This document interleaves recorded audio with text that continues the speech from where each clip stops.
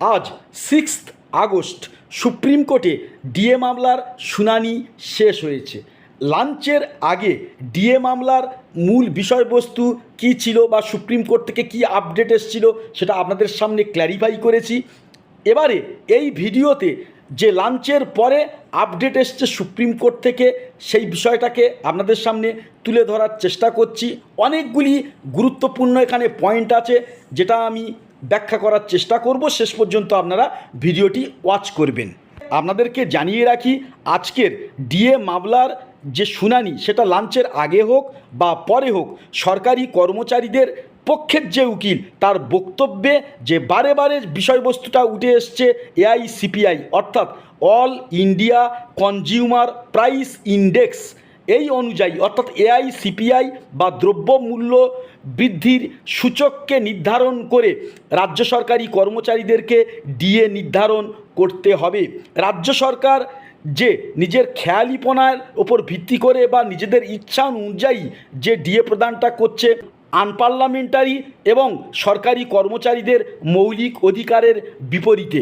জলের মতো পরিষ্কার হয়ে গেছে অনারেবল জাস্টিসের কাছে, সেটা রাজ্য সরকারের উকিলের বক্তব্যের পরিপ্রেক্ষিতে, তার পাশাপাশি সরকারি কর্মচারীদের পক্ষের উকিলের বক্তব্যের পরিপ্রেক্ষিতে যে বিষয় কিন্তু নোট আউট করেছেন আমাদের সুপ্রিম কোর্টের অনারেবল দুই জাস্টিস।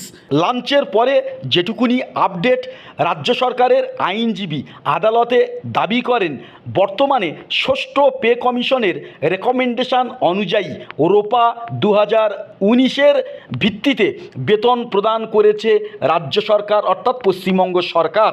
সেই অনুযায়ী ডিএর হিসাব নির্ধারিত হয়েছে। ঠিক এই প্রসঙ্গে সরকারি কর্মীদের আইনজীবী গোপাল সুব্রামানিয়াম শুরু থেকেই কড়া অবস্থান নেন।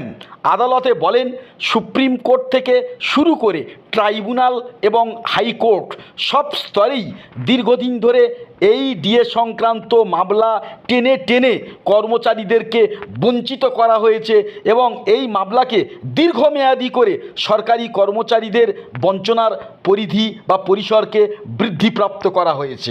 তো এই বকেয়া ডিএ শুধু টাকার অঙ্ক নয়, এটি কর্মীদের একান্ত আইনি অধিকার। রাজ্য সরকারি কর্মীদের 100% বকেয়া ডিএ মেটানোর পক্ষে জোরালো সওয়াল করেছেন সরকারি কর্মচারীর পক্ষের উকিল।